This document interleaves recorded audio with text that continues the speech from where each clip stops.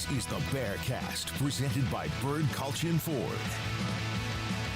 Bird Culture Ford has been in Waco since 1936. Ford is the #1 selling truck in Texas 43 years running. The Bearcast is also presented by WellMed Medical Management and USMD Health System Dallas. Here's Craig Smoak and Grayson Grundhoefer.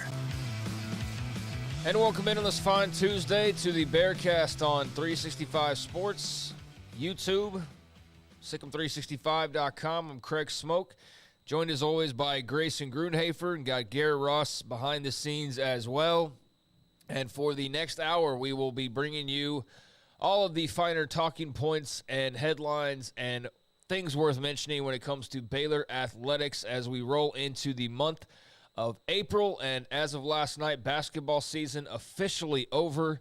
UConn crowned the men's national champions a day removed from Kim Mulkey and LSU winning a national championship on the women's side of things. So hoop season is over, but there is not a lack of hoops news, and that's where we will get started this week. Grayson, first things first, how you doing, man? Doing good. I mean, got to watch some basketball over the weekend, just a little bit. Honestly, this tournament, wasn't the most intriguing for me, I would say. But I did watch, the women's Final Four game, Iowa versus South Carolina, and then just a little bit of the Iowa-LSU game.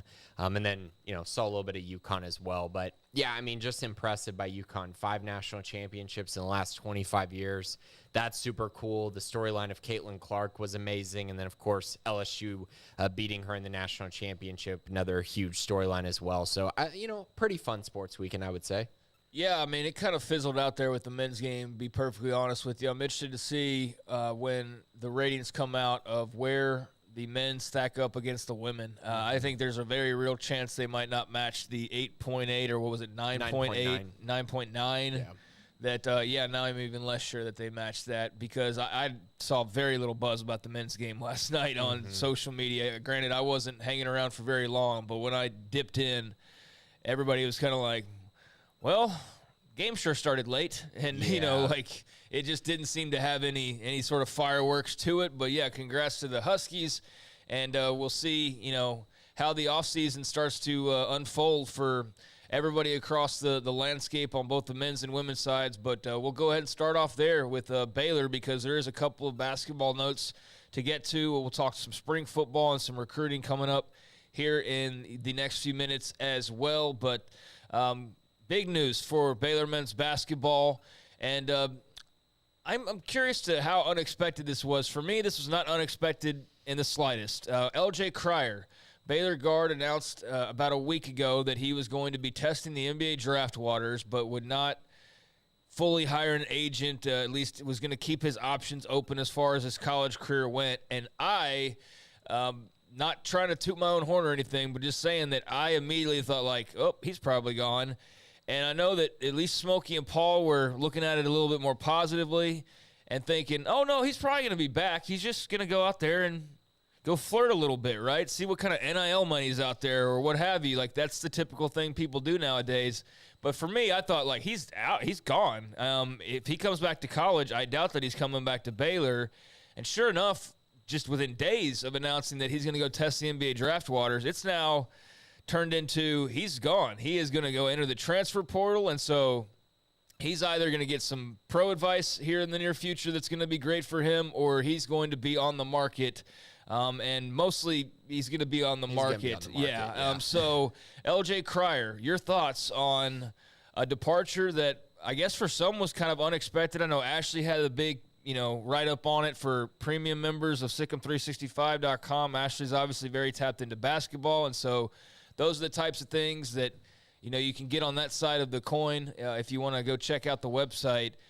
So, yeah, man, where do you stand on this? Were you shocked by this? And just your general thoughts on what this means for Scott Drew and the team moving forward? Yeah, I mean, just credit to Ashley because, once again, he was the first to drop this really in the know, like you mentioned, with the program. So really cool to have this on the website and be able to kind of explain it, I guess, in a way. I know a lot of people aren't going to be satisfied with any explanation as to why the guy that's projected to be the leading scorer next year would leave Baylor. And I know this doesn't happen a lot, but I just don't think, that term that Scott Drew uses, joy.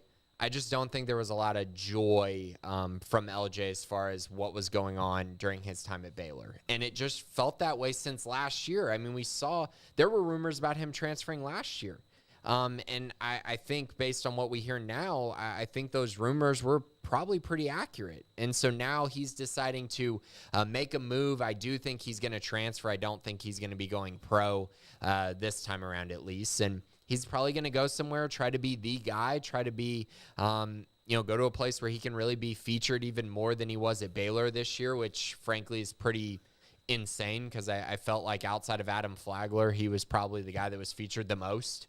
But at the end of the day, we mentioned this when the All Big 12 awards came out.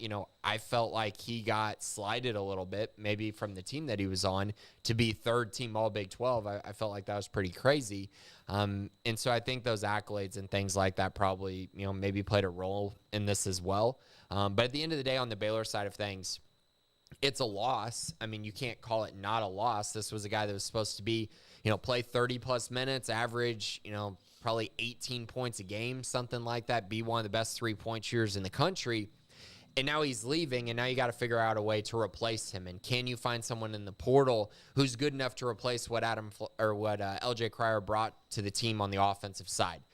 I don't know if you're going to be able to find that, but what I can tell you is I think you'll find someone that is maybe a little bit more well-balanced.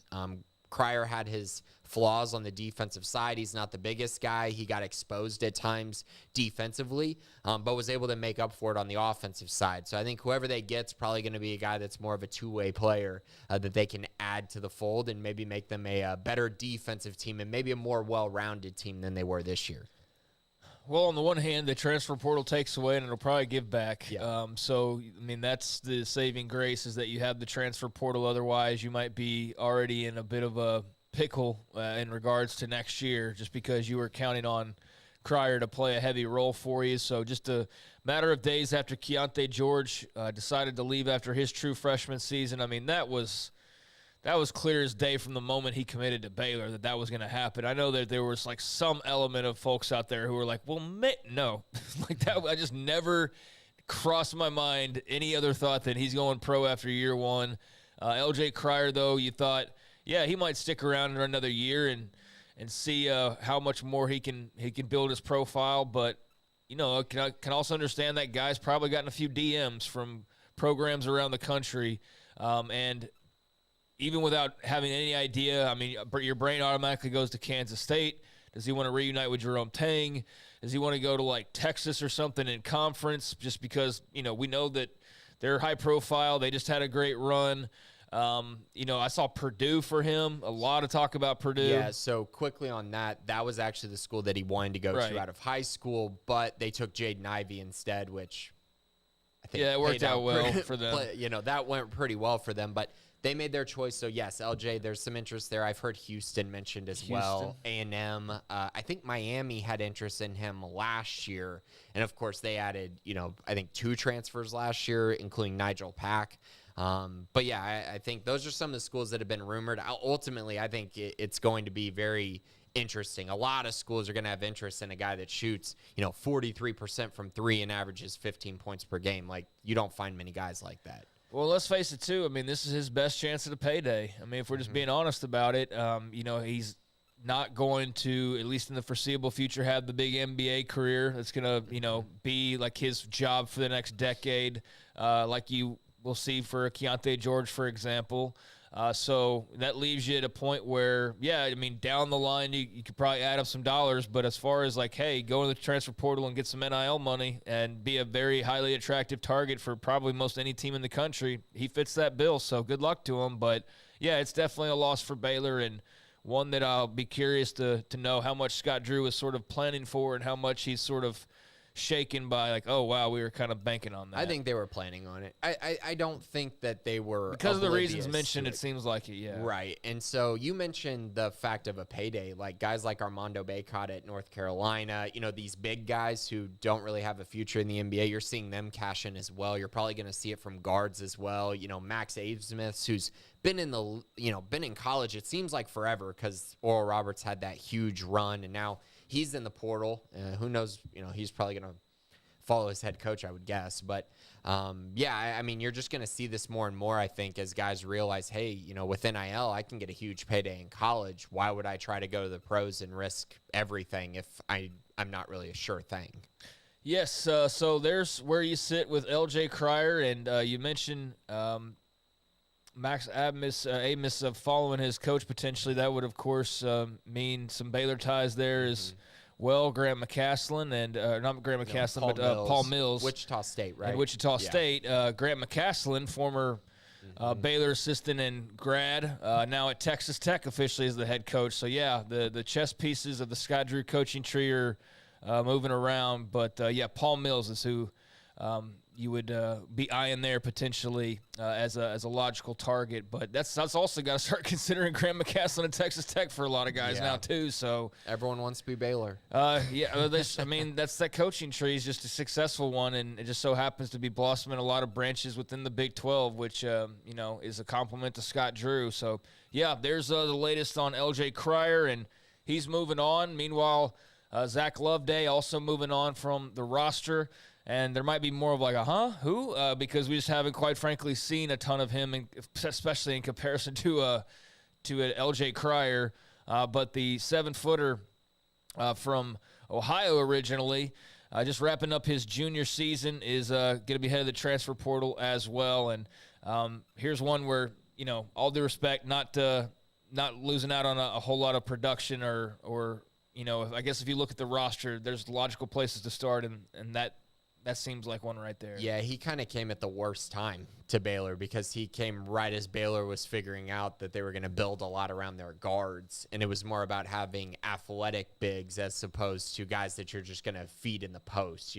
They went away from what they were doing for a long time and kind of what Purdue's doing right now, right, with feeding their bigs, really featuring them. Now it's more about having really athletic defensive bigs who can protect the rim while also being great rim runners and things like that. So you see that with Everyday John. It's something they missed from him this year because he wasn't fully healthy. But you're seeing them, with Josh O, more of that type that they're looking for, I think, now.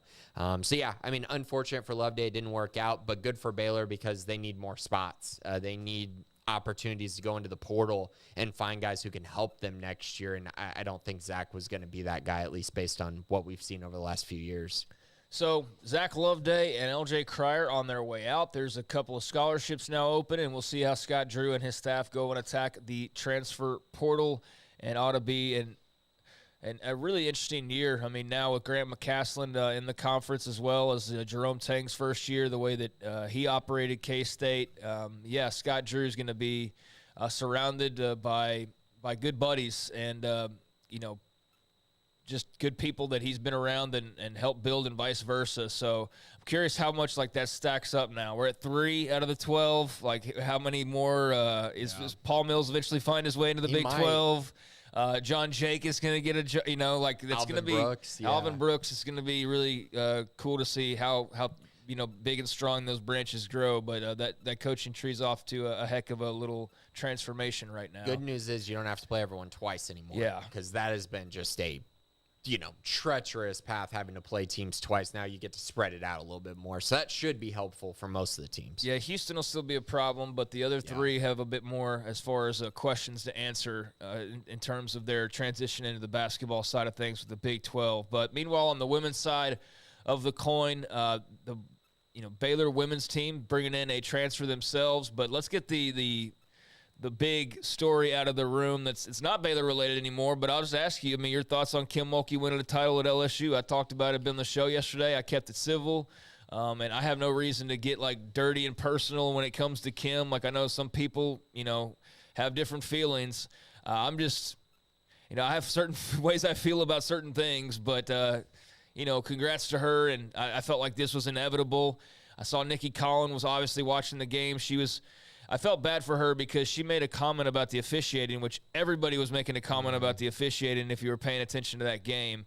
And immediately somebody's like, well, it's like, I can't say what I really wanted to say, but it's like, no, she's just commenting on what everybody else is commenting on. But I understand 2 + 2 = 4. And so it was taken as she's taking a shot at Kim, and that was absolutely not the case. So I think she just kind of stayed off Twitter probably after that, which that place is a hellhole, so better off. But, that was, something that you knew was probably coming down the pipeline when Kim left for Baton Rouge. And not to spend too much time on it here because I know there's some people that just don't want to hear it at all. But, right.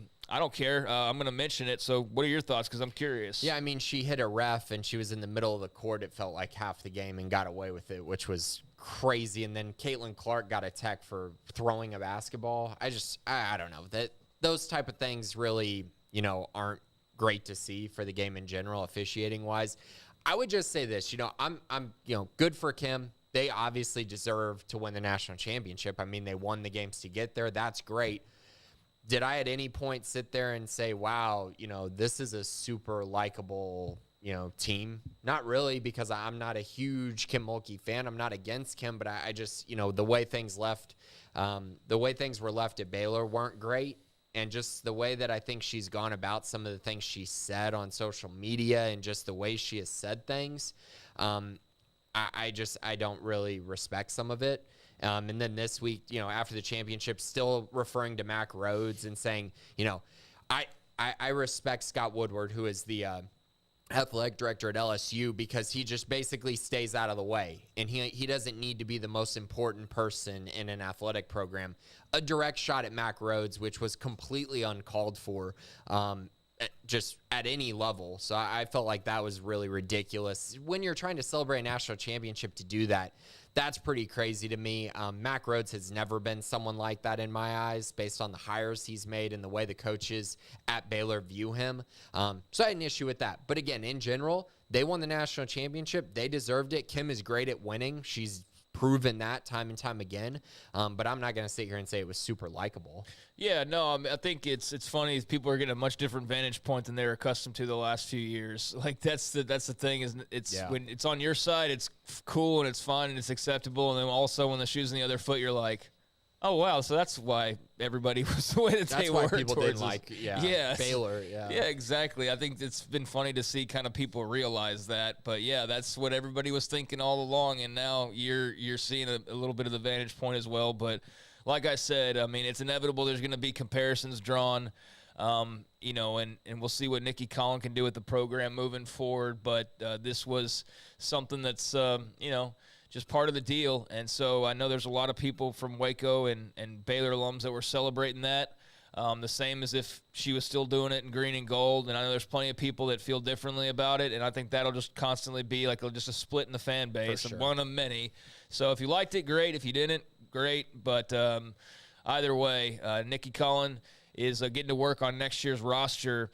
And so somebody can kind of give us a dual look into things. I know he's a big Kim Mulkey fan. I don't know if he was before when she was at Baylor, but Garrett Ross, the LSU fan, is certainly one now. He got to celebrate that national title. So I'll ask you about that, but I also want to ask you just about Nikki Collin and the fact that she's going to be riding these comparisons forever and ever, and we'll get to a transfer here in a second, but just what were your thoughts? For me, it was kind of weird, dude, because covering the Baylor's team here for the women, obviously you're covering the team who Kim left, but I'm a fan of the school she went to, so it's kind of weird from that perspective. I knew it was coming. I think everybody knew that was coming. Whether it was coming in year 2 or not, that's kind of questionable, but she was going to win titles at LSU, and I think that's inevitable. I think that right now, if you're Nikki Collin and you're Baylor, it's always going to be there. You're just going to have to figure out a way to navigate around it. And the best way to do that is just win. I don't know how you're going to be able to do it. You just got to block everything out, but you got to put the pieces together. But like watching that game, I think there was a lot of it showed that the future of women's college basketball is at a point where, Grayson, I mean, you talked about it before. You can make the argument that it's in the best place it's been in ever. I think watching that game and watching the tournament unfold and kind of drawing comparisons to what Baylor needs to do going forward, they've got to figure out a way to sharpen up and get elite guard play, because that's what you're going to have to do to win at this level now. I don't know how you go about navigating the transfer portal, because you can't do that to the same caliber and the same fashion that other schools can. So I think you're always going to be behind the 8 ball there, but it's more so going to be about finding the right chemistry. I don't know that you're ever going to get over the elephant in the room, though, if you're Nikki. I just don't see that going away anytime soon. So, I mean, just do what you can, keep your head down, win, and just kind of navigate the waters, man. It's weird. No, yeah, you're right. I mean, it's all about winning. That's the only thing that you can really do is go out and win as much as possible. It's the same thing with Kim. I mean, if she's not winning that title on Sunday, she's being viewed entirely different. The stomping, the whatever, like whatever you want to point to, I mean, even still winning, she gets plenty of flack, but they win, and that's why, it's like, well, who cares how Angel Reese taunted Caitlin Clark? They won. Who cares how she dressed? They won. Like, everything's but they won. And so if you win, that ceases and changes the perception of everything else, and it makes everybody happy. And so, yeah, Nikki Collins' best bet is to just go and win, and part of trying to do that is change over this roster, and it's not an enviable position to be in, but they did make the move. We talked a little bit last week about some of the players that we know are coming back, but they've now also added Madison Bartley from Belmont. She will be a part of the team next season, a 6'3" forward. She averaged 14 points and 5 rebounds per game last season. So any thoughts on the addition for Colin and company of Madison Bartley? I mean, I think it's great. You were going to need somebody to kind of step in to fill the void left behind by Caitlin Bickle. I haven't had an opportunity to go back and watch the film, but kind of going off of some of the people who've kept an eye on Madison in the past, she should be a great addition as far as she should bring in more scoring in the paint than what we saw in the past. I'm interested to see what she can do stepping out behind the arc. She was able to shoot 32% at Belmont before.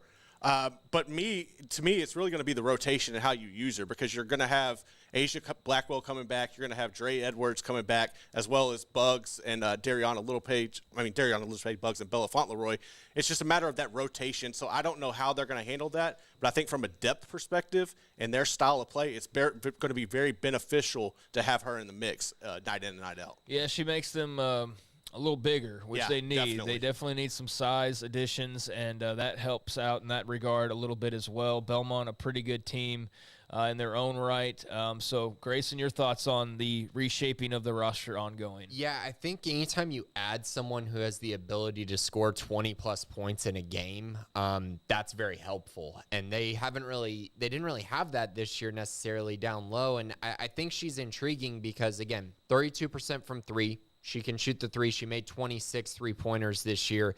Rebounds at a fairly high level, I think like 5 rebounds a game. That's solid enough. But the simple fact of the matter is if she gets hot from the floor, you can really ride her to a win. And that's something that they desperately, I think, needed this year to take pressure off Sarah Andrews specifically at times. I mean, she had a 31-point game this year, multiple games of scoring over 22 points. So having anyone like that in your rotation, I think is very important nowadays in women's basketball. As we just saw in the national championship, LSU's guard, who really hadn't done much all season long, hit, 7 threes or something crazy?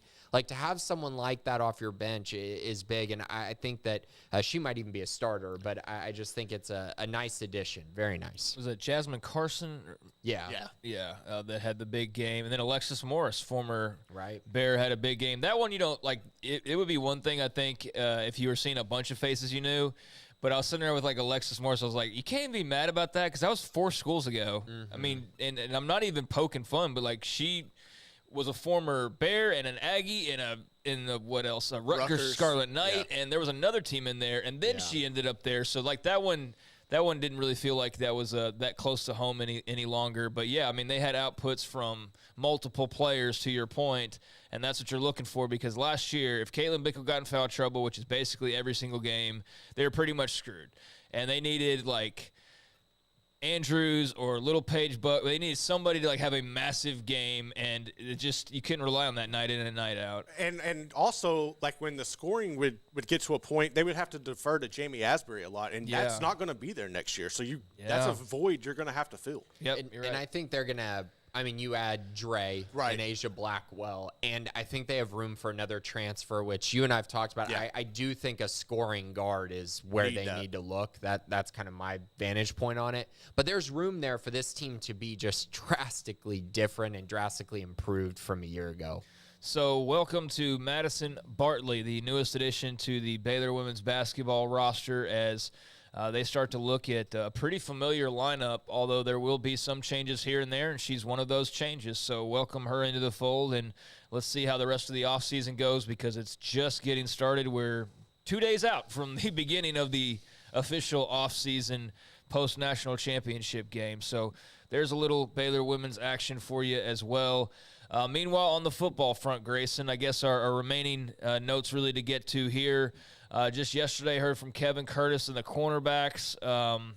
Heard from Dave Aranda a little bit on Saturday. And they've just been going about their business. Being out there about 3 times a week, I think, is kind of what we're at media-wise. We've got another couple of weeks to go before we get into the full swing of the spring game. What do you would like to – let's not get into recruiting. Let's save that for the last part. But just in general, football spring team-wise, what stood out to you from this past week or what's of note for you? Yeah, so, they had their first, scrimmage. It really was just a team period that happened to be live for a little bit longer. It wasn't like a full-on scrimmage like the green and gold game or anything like that. But really important time, right, to kind of figure out, how these guys are progressing, how they're doing, who's really shining during these moments. And so let's talk about a few of those guys. So Blake Shapen played really well. And I know a lot of people are upset by this or don't want to hear this because of what they saw a year ago, but Blake is performing well this spring. And honestly, I don't think this should be surprising. Sawyer Robertson just arrived at Baylor in January. He's a guy who is still picking up everything offensively, still trying to get his bearings under him in this new offensive scheme that is way different than the air raid that he was used to at Mississippi State. So, again, should not be surprising. Sawyer is going to pick up momentum, I think, as we, turn towards the fall, maybe the end of spring as well. But right now, Blake Shapen is performing really, really well, and that's okay to say. And I think people look at last year probably a little bit too harshly when there were so many things wrong with last year's team. And I know Blake played a role in that, but there were so many other things that happened last year that really made things look even worse for him than they actually, in my opinion, were. I think anybody that you're listening to that's sitting there saying, like, well, if we just change quarterbacks, everything would be better, or that was just immediately disregard their opinion to some extent, because it is not all on Blake Shapen by any means. He was not covering receivers last year. He was not getting to the quarterback last year. He wasn't not making plays offensively last year. I guess he to some extent was doing that, but that was a theme common around the entire grouping. So yeah, that's ridiculous. I think that's just a lazy, easy go-to is, it's the quarterback. It's and he's got to get better. Don't get me wrong, but he was not like the scapegoat for all that went wrong last year. And it was his first year as a starter. Yeah, so and people need to remember that. And I understand that a lot of people don't view him as a high ceiling guy. I understand that, but in this offense, we've also seen flashes of brilliance from him. So if we hadn't seen that before, I would understand it, but I think there's a lot of confidence in the locker room that he can be the guy that won the Big 12 championship game against Oklahoma State. He can be the guy that puts up a bunch of numbers in this offense and makes them really successful. So I'm curious how it plays out, but right now, Blake Shapen with an edge at the moment, based on everything I've heard and seen up to this point. Receivers were awesome. All 4 of their top receivers scored touchdowns in this game on the outside. So Hal Presley, Josh Cameron, Armani Winfield, and then Keytron Jackson, who's the name that I'm going to highlight. I've mentioned him ad nauseum. This kid is going to be awesome in this Baylor offense. I just think there are a lot of things that he can do that they didn't really have a year ago. And just everything I continue to hear about him is just positive. And so Keytron Jackson, a big riser right now this spring. Not surprising to me, really. He was a guy that was a priority for them in the portal, but more so confirmation as far as he's making plays and really standing out at this point in spring practices. It's good to hear. I mean, that's why he's here, is to make an impact. I think Hal Presley is really the only, and I don't know how proven he is at this point, but he's really the only one that you go like, okay, yeah, I saw a little bit from him last year, but we saw very little of Armani Winfield. We saw a bit of Josh Cameron, now that I think about it. In Monterey. But he's kind of a gadget sort of player, not like a 6 catches for 75 yards type of guy. So, yeah, I mean, they're clearly in need of some improvement there, and that's why they went and got Keytron Jackson. Yeah, so that's good. The outside wide receiver spot, for sure, because you got Neighbors in Monterey, so you feel pretty comfortable with the slot role. But, yeah, so that's encouraging. The offensive line still doing some reshaping. The run game, we know about the running backs. They're really solid as well. But let's move to the defensive side. So TJ Franklin has been tremendous so far during spring football, having just great practices after great practices. He's been one of the biggest risers again this spring, even though we knew what he could do, but he really needs to have a massive season. Gabe Hall is performing really well also. So having those two playing at this level is a big deal. And TJ's just been getting after the quarterback relentlessly so far this spring, which I think is great news to hear. They have depth on the defensive line. It's a position I feel really good about. And if TJ Franklin and Gabe Hall take another step this year, that provides even more confirmation that unit could be the best on the team. Yeah, and let me clarify on Monterey before somebody interjects during their own listening to the podcast, because I'm already predicting the commentary of like, well, Monterey can get 6 catches. He did it twice last year because he played in a third of the games, and that's all we have besides his very limited run the year before. So I believe he can do some stuff. Don't get me wrong, but just to clarify, we've seen it twice in 2 years, so I'm just not leaning on that as like an every week type of expectation for him. But yes, to the defensive line point, yeah, I mean, that's a group that probably got a bit too much play last year. They deserved it because of just the bodies they had and the experience coming back. They didn't fully utilize it for whatever reasons. But the guys that are back again, especially at TJ Franklin, it seems like they realize where they erred last year, and they're looking to correct that. But they've got a lot of young guys around them that need to come along, guys like Cooper Lands and others that need to keep developing. Although, based on what Dennis Johnson said like a week ago, I think I wrote an article about it, they feel it was actually more positive than I actually thought really going into it, just the kind of vibes around that whole grouping up front. Yeah, they really like Jarrell Boykins. They're going to get guys like DK Kalu, Brendan Bett, Trent Thomas arriving in the summer. So, feeling good about the group now is great because they got more guys arriving in the summer who should provide even more depth for the group. But they look awesome. I mean, they're huge. They're kind of exactly what I think Dave Aranda and Dennis Johnson want on their defensive line. Moving on to linebacker. I guess we'll talk about Garmin Randolph. Do you want to talk about that here? Yeah, let's go ahead and just mention it. Garmin Randolph was apparently arrested for DWI over the weekend. And there was somebody on the boards who pointed out from like a Facebook page or something.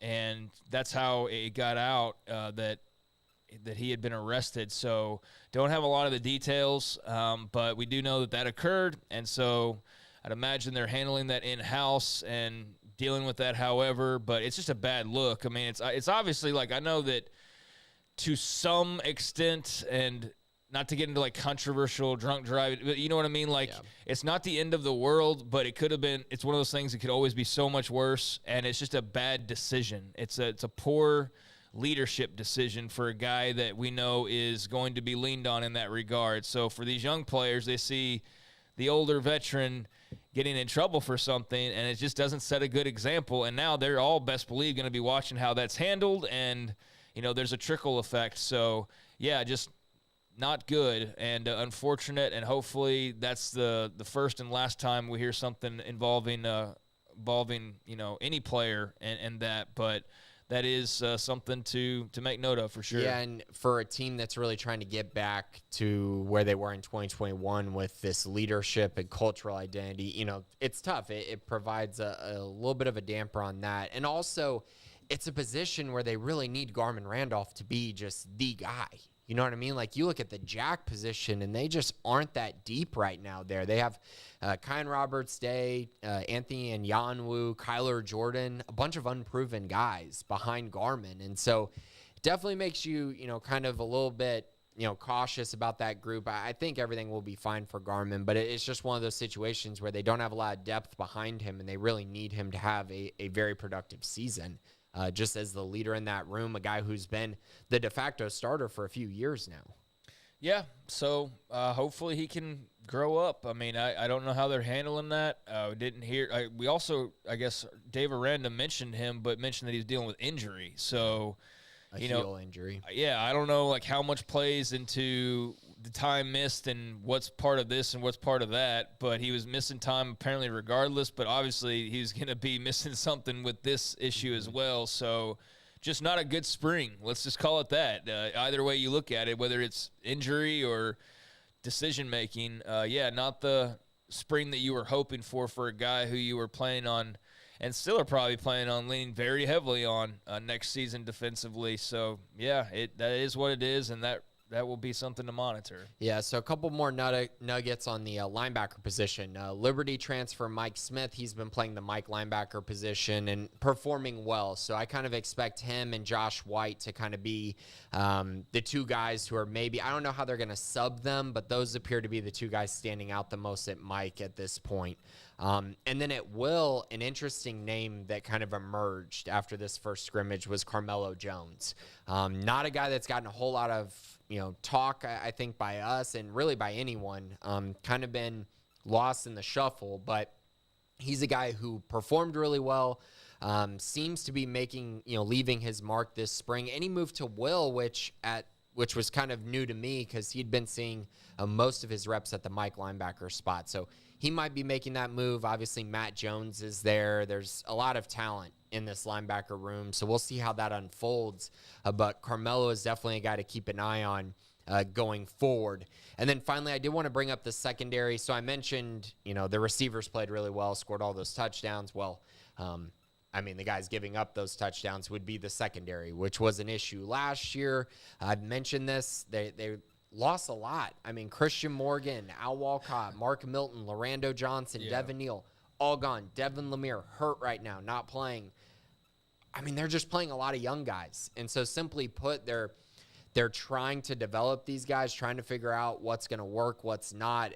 But I think it's very apparent that this group still has some big strides to take as we move forward in the spring. And a lot of young guys that are going to have to really adapt to these new roles while Lemire is out and, trying to overcome for the losses of those other four guys. Yeah, and we should make note of the separation as far as the defensive backs go. I haven't finished the article just yet. I'm about 3/4 of the way through, but was going through listening to Kevin Curtis, specifically the cornerbacks coach, because remember now Pallage is back with safeties. So Matt Pallage is DC, but he's back with safeties. And the big thing that stood out, I guess the one thing to really know is, there's a lot more turnover than you realize because they've been hit now 2 years in a row with a lot of attrition. They lost all the championship guys that, if you want to look at it as a secondary, was basically the entire secondary. And, if you look at it just from a corner's point of view, you still lost Raleigh Tejada and Kalen Barnes, and then you brought back Al Walcott, but then he moved positions. So, and then he transfers. So, you had a guy who had some experience, and I don't know what Pallage was going to do with Walcott if they would have reconnected, but doesn't matter because he went off to Arkansas. Lorando Johnson gets himself off the team and ends up at Arkansas as well, and he played a bunch at corner for you last year.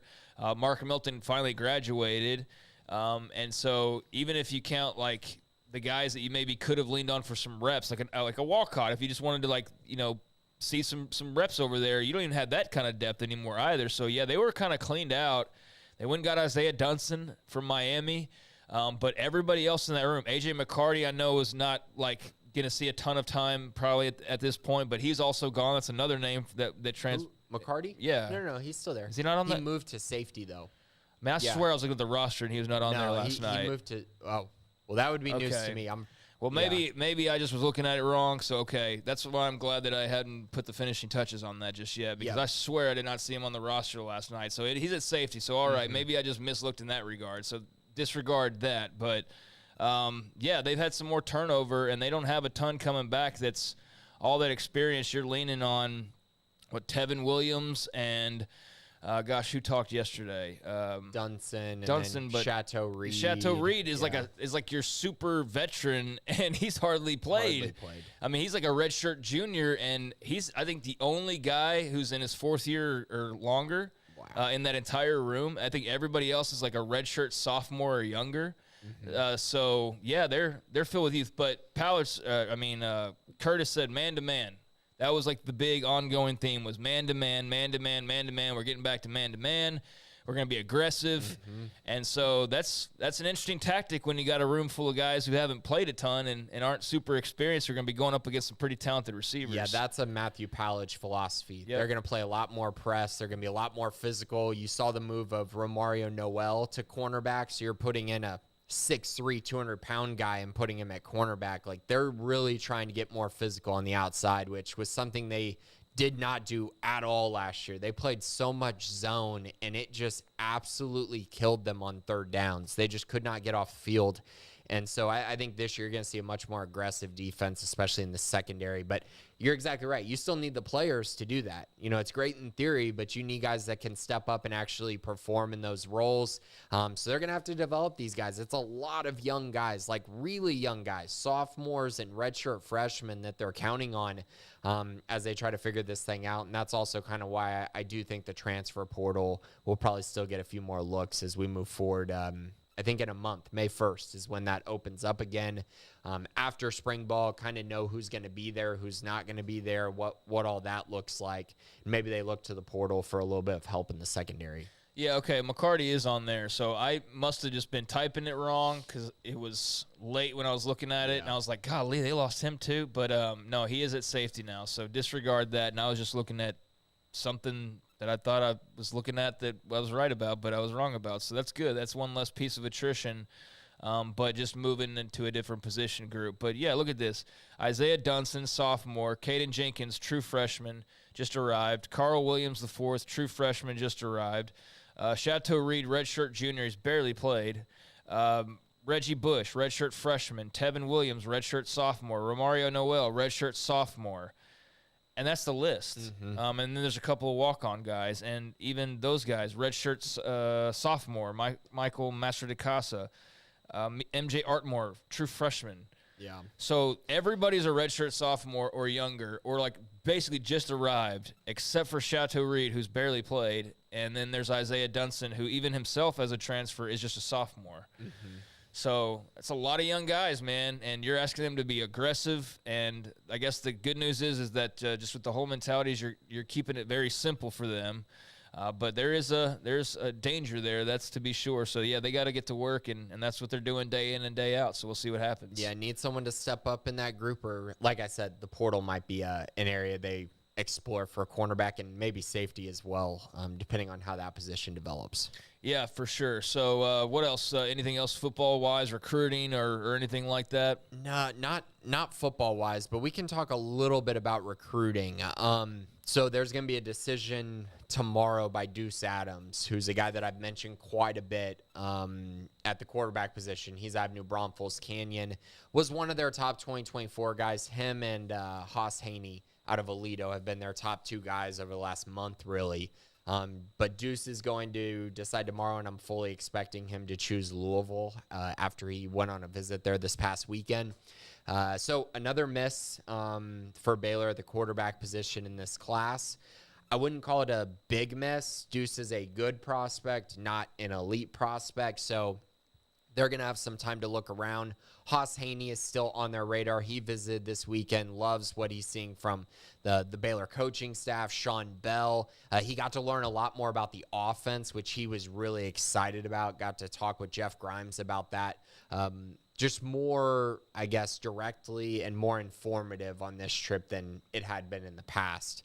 So he's kind of getting a feel for the Baylor program a little bit. I know there's big TCU ties in his family, so there's a little bit of momentum there as well. But he's just another guy that they're in battle with. And if they don't get him, then you're just kind of going to see a complete reshuffling for Baylor as far as looking at their quarterback board. They're going to just have to go back to square one and try finding prospects who they like, bring them in on visits, and kind of see where they are. I don't think that's the worst thing in the world, because what we just saw with Novosad, they found a guy early, got him committed, and then they lost him late. So maybe it's better to find a guy later in the process than early. But at the end of the day, they need to figure out a way to land high school recruits, because it's been a minute at the quarterback position. For all the Shapen haters, you better hold on to him for dear life. I mean, they kind of have some depth, man, and shoot, he's probably going to be the starter, but that's for another conversation. I know we'll keep going back and forth on that for the foreseeable future, but yeah, that's not great news. I mean, the struggles to land guys just on a regular basis from the high school ranks. So we'll see how that goes. I mean, no need to be firm on an opinion right now on that in April. They've got 8 months to go to land somebody, so we'll see how that occurs, but definitely a situation to monitor given recent struggles in that regard to make that just an automatic layup that you're going to have a quarterback in every class. It's become harder than it needs to be probably, and so we'll see how that goes on. So, all right, good to know as far as that Deuce Adams piece and what Haas Haney, the number one, basically the only target now at this point. All right, want to get in the mailbag here? Let's do it. All right, let's start off with Scotty B, the Baylor King. Which new team in the Big 12 are you most curious about during spring practices? I'm going to go with the team that I think is probably going to be the best team. So UCF is the team that's most intriguing to me. Baylor plays them this year as well. They got John Rice Plumlee back at quarterback. So I guess I'll go with them. I'm interested in all four of these teams, honestly, but I just have a feeling they're going to be the best of the bunch next year at least. Yeah, I'd say UCF is probably just on paper the one to watch out for. Houston, very curious how they turn over a lot of talent, losing the top quarterback that's been in that room now for several years, losing a receiver like Nathaniel Dell and Clayton Tune, obviously who I'm talking about there. I mean, Clayton Tune was recruited by Kendall Browse. That's how long he's been at Houston, and now he's finally gone. And then, Dell was a big impact guy for them. I know they'll get Alton McCaskill back on offense, but it's Dana. You just don't know how that's going to work in their adjustment period. So I could see them being kind of sneaky good or just whatever. I think Cincy's the same way, right? Houston, Cincinnati with the coaching change is a lot of questions there right now, and especially when you're not just changing coaches, but you're moving on from a guy who was really stinking good in Luke Fickell. So I don't think there's really any super confidence out there right now. I think everybody's kind of in wait-and-see mode. And then BYU, a lot of change over there, some changes on defense. You're losing Jaron Hall. You're losing Puka Nacua. So there's some turnover there as well. And, Kalani Sitake's kind of on a seat that's getting a little bit warm, I think. So that'll be, it's kind of dependent on how they enter into the Big 12. We'll see how that goes. And maybe I'm wrong on the warm. It just feels like I don't know that he can afford a couple of seasons where it's not great. You know what I mean? So I kind of get that feeling there. So, Gus and UCF they seem like the most sure thing on paper. So I'd go with them, have their quarterback back, as you mentioned. He's super talented. So, I think that they're probably the logical choice. He said, anyways, come out to Baylor versus number 1 Texas men's tennis Saturday at 6. This could be the last time Baylor plays Texas at home as a conference match. It's senior day for the two seniors in Finn Bass and Juan Pablo Grassi Mazzucci. And if I butchered that, my apologies, truly. But there you go, a little men's tennis note. Get on out there if you get the opportunity to. Pawpaw Bear, is Baylor deeper in depth at cornerback or safety? I'm concerned about these two positioning groups, and we were just kind of touching on that. I just ran down the list of corners, and that was a group that had all redshirt sophomores or under, and probably a couple guys as early enrollees that are going to have to play to some extent. And your only redshirt sophomore or player older than that is Chateau Reed, who, as pointed out, is not exceptionally seasoned at this point in time either. Taking a look at the safeties, it's a bit of a different story. You move Bryson Jackson there, so there's a 7th-year guy with Jackson. Alfonso Allen's a sophomore. A.J. McCarty, we mentioned him as a redshirt junior. Then redshirt sophomore Devin Lemire, redshirt freshman Corey Gordon, sophomore Devin Bobby, and that's pretty much, I guess, redshirt freshman Michael Allen. That's the room. So there's not a whole lot of depth there either, and there's barely even more experience, and that's mostly due to Bryson Jackson's played 2 careers at this point. Right. So How you feeling about that question? I mean, you're kind of nitpicking with choosing either one. I'm going to go with the one that has at least two proven, well, one somewhat proven. I would say both are somewhat proven commodities when you talk about Bryson Jackson and Devin Lemire. Devin's not playing this spring, which is that's a pain for that group, I think, because he kind of is a leader of that group, even though he's still very young in his own right. But you add Bryson Jackson as well. There's just two more somewhat proven commodities compared to cornerback, where they don't have a single proven commodity, to be honest. So I'll go with safety, but I mean, there is concern about both of these positions for sure. The secondary for Baylor wasn't very good last year, and they haven't really added a bunch of pieces that you feel great about. You're just hoping on development, which was something that didn't really work out a year ago. Bears 224 would love to hear where you think the strength lies within the Baylor football team as you see it so far, and what is going to keep us winning games. Secondly, for fun, just a way too early projection of Baylor football's record for next season. So the strength. I'm at 7-5 right now. That's where I am. Okay. And I'm not going any higher than that, but I could go lower than that by the time it rolls around. And I'm not saying that to be like dun dun dun, but I'm looking at the bare minimum expectation should be a bowl team. I don't care how much changeover there is. I just believe, especially in the transfer portal era and with everything at their disposal, their coaches, like that should be the bare minimum expectation.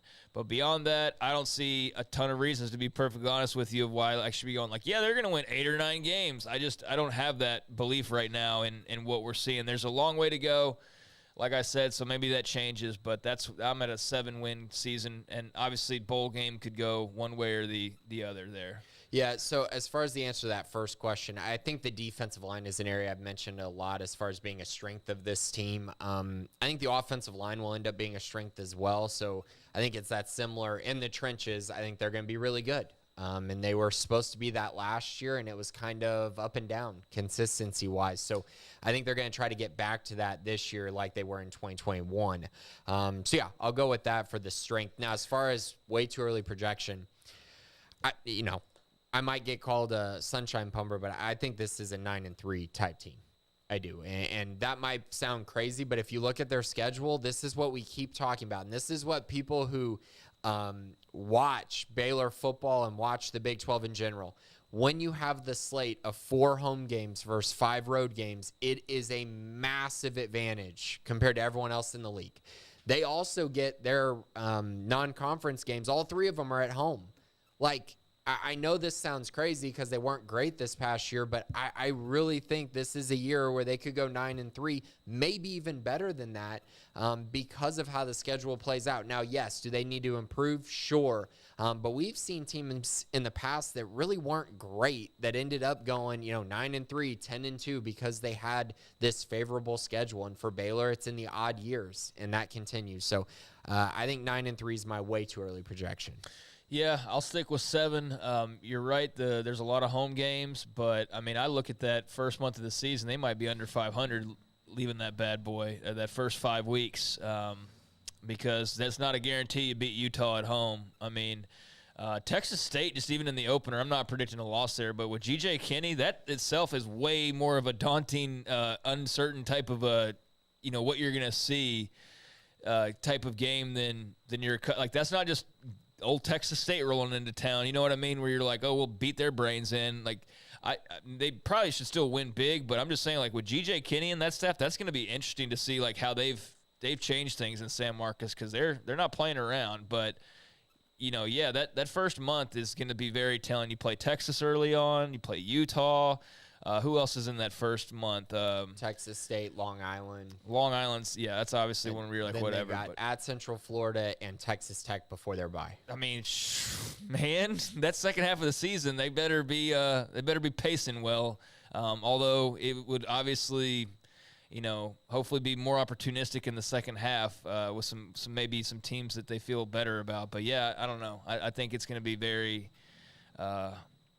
Very interesting to see how opinions change as we draw closer and know a little bit more about this team. Yeah, and about the teams they're going to play. And about the teams they're going to play. I know we like Texas Tech is everyone's flavor of the month right now, but Baylor beat them by like 26 points in Lubbock last year. Yeah.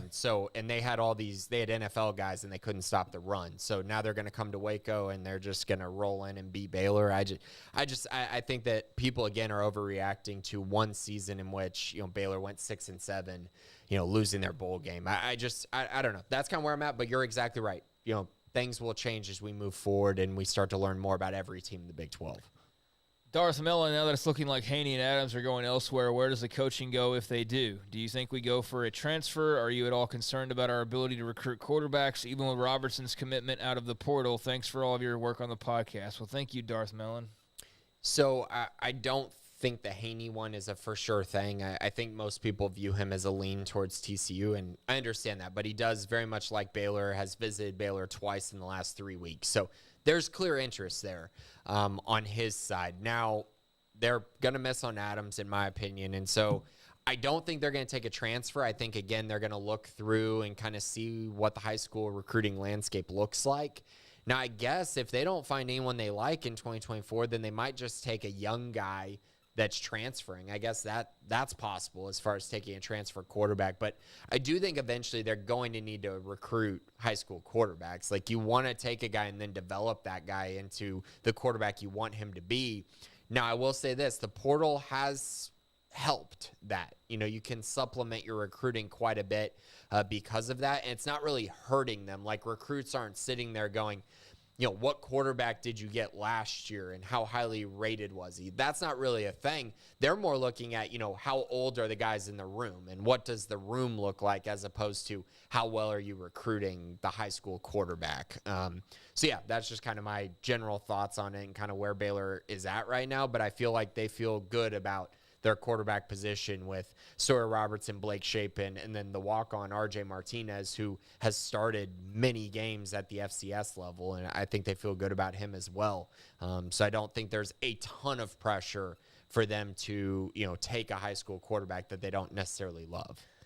Yeah, I think that about answers it, but certainly a situation to monitor as we move forward, fast forward a few months, get into the season and kind of see where the quarterback room is there. And then obviously as you start to draw closer to the end of that bad boy, you'll start to have, we'll have a better idea of what to expect with a Blake Shapen, for example. Like, is he playing and starting, or is he 5 games on the bench because Sawyer Robertson's taking over, and that changes everything, obviously, because then you're talking about, well, you're going to lose a guy to the portal or whatever. And so hard to know right now, but they seem to have patched the hole in the side of the ship pretty well, considering where they were on signing day number 1 and the feeling at that point in time. So nice recovery. Let's see what they do with it, but not nearly as much pressure at the moment. Here in a few months, let's talk about it again. Peyton DB 214. LJ seemed like a great kid, but it's tough for me to see how his 1 foot in, 1 foot out mindset at Baylor helped the overall locker room chemistry. Talking about LJ Cryer. Surely his teammates caught wind of his intention way before it was even out there, and yes, he may have been a good teammate, but being fully engaged is a different level. I can imagine some people are frustrated in the new NIL space and how rosters turn over year in and year out. Your opinion on how Scott and staff will handle players who have wandering eyes.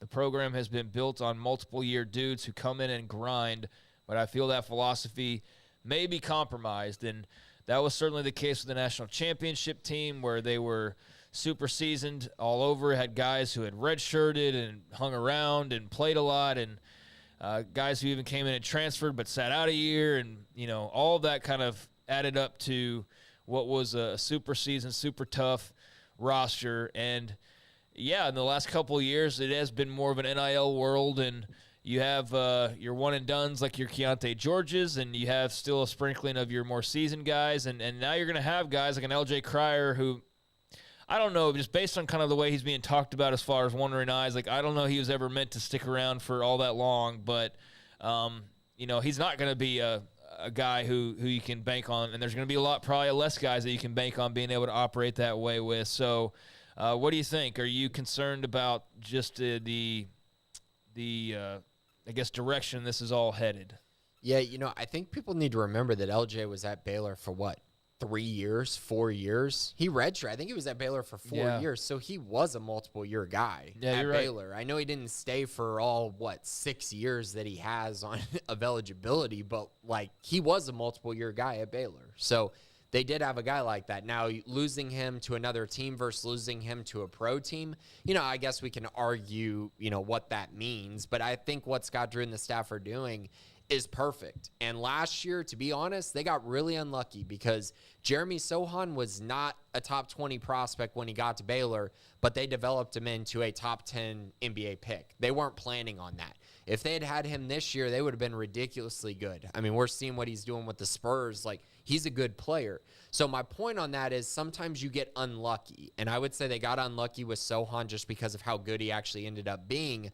But in general, they're developing guys. And you're seeing that, D'Antoine Grimes, if Jalen Bridges stays, he'll be a guy that develops for a couple years. Josh O, Everyday John. They have guys that they're Dale Bonner, guys that they're, still developing. They're going to be in the program for a long time. And then they're supplementing that with transfers that they add. And then these high-end prospects like Jacoby Walter, who everyone thinks is probably going to be a one-and-done guy. He actually just won Geico Nationals this year and was the MVP of that tournament. So they won the national championship for best team in high school basketball at Link Academy. But yeah. He's the guy you're planning to be a one and done. But then you also have Miro Little, who's the guy that you're planning on being at Baylor for a while and grooming and developing him. So I think the way they're handling things is perfect. I just think sometimes you get unlucky and you're not going to win a national championship every single year. But the fact of the matter is you just want to have, a top 3 seed every year, compete, potentially win the Big 12 every year. And I think that's all you can hope for. Then once you get to the tournament, let the chips fall as they may. So, Peyton, appreciate the question, and hopefully you got your answer. I can see where people are a little bit on edge as far as, it's exiting the round of 32, and then Keontae's a one-and-done, and then now Cryer's into the transfer portal, and it's just natural for people to go oh, my gosh, what's going where are we going? Is this skidding off the road all of a sudden? And it is a different era, certainly, with the options that are out there for players. So LJ Cryer will maximize his opportunity, and the Bears, guess what, are going to go get somebody from another roster that's going to fill his role or help at least fill his role. And hopefully he'll work out as well as LJ Cryer did for Baylor for the time that he was in Waco. But good luck to him. Peyton, appreciate the question, and that'll bring the mailbag to a close this week. And also, in doing so, bring this episode to a close this week. About to head on out the door. Got more spring practices to go here over the next few days. I think they're going to be off this weekend. I think they got 2 more this week, and then they'll be off this weekend, and then have a couple more weeks still left to go. So we've still got plenty of time to talk more spring ball. Check out more on that over on the website as well. But Grayson, what would you like to talk about or plug, whatever, as we head on out of here today? Yeah, if you're not a Sikkim 365 Premium subscriber, please do so. We have all kinds of spring football content, recruiting content, and just really everything. I know Garrett's working on women's basketball stuff as well. We have men's basketball stories, so lots to kind of check out and just get your fill of Baylor sports on. And then, of course, 365 Sports Radio, Monday through Friday, 3 to 6 with Craig and Smokey and Paul as well. Yep, we'll talk to you at 3 o'clock and have more headed your way from Sikkim365.com, 365 Sports. Do appreciate you listening. Appreciate everybody who chimed in the mailbag. Appreciate everybody watching on YouTube as well. Drop a like. Hit subscribe if you would. It's the easiest and most surefire way to support what we do, and we thank you for doing so. Until next time, next Tuesday at noon, this has been the Bearcast on Sikkim365.com, YouTube, and 365 Sports.